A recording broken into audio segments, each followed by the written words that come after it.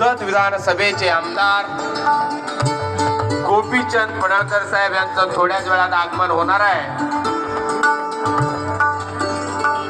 तरी सर्व ग्रामस्थ व बाहेरून आलेले कार्यकर्ते पदाधिकारी ज्यांनी आपली उपस्थिती नोंदवून या कार्यक्रमाची शोभा वाढवली त्याबद्दल हार्दिक हार्दिक स्वागत।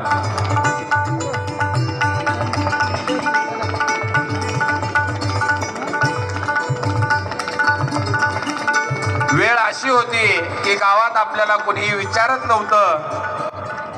विचारत नसताना दोन मान्यवरांनी म्हणजे आपले आधारस्तंभ रमेश अण्णा देवर्षी आणि शशिकांत अण्णा पाटील या दोन लोकांनी प्रस्थापितांच्या छताडावर पाय देऊन तयार केलेला हा पक्ष म्हणजे भारतीय जनता पक्ष।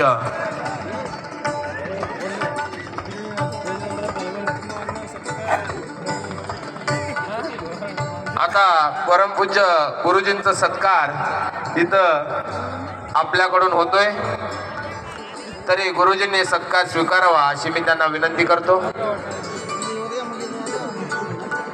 जत तालुक्याचे भाजप पदाधिकारी अण्णा भिशे यांनी आपलं 2 मिनिट मनोगत व्यक्त करावं अशी मी त्यांना विनंती करतो।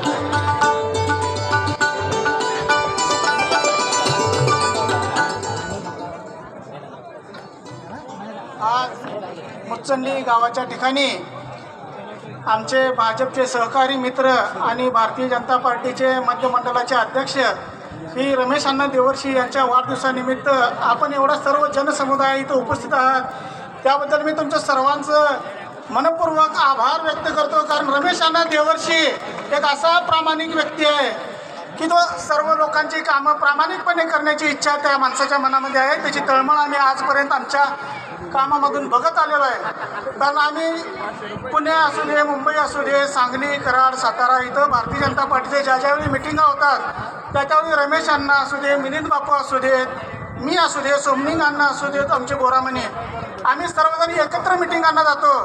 पण त्यावेळी गावची तळमळ जी असते ती गावची तळमळ घेऊन येणारा एकमेव नेता आणि एकमेव आमच्या मंडळाचा अध्यक्ष असा आहे की रमेश अण्णा देवर्षी हे गावची लोकांची तळमळ घेऊन आणि पूर्ण मंडळाची तळमळ घेऊन येणारा नेता आहे। मला असं वाटतं की रमेश अण्णा तुम्ही आशीर्वाद द्यावेत। इथून पुढच्या येऊ घातलेल्या जिल्हा परिषद आणि पंचायत समितीच्या निवडणुकीमध्ये रमेश अण्णा तुम्ही पाठबळ दिलं पाहिजे।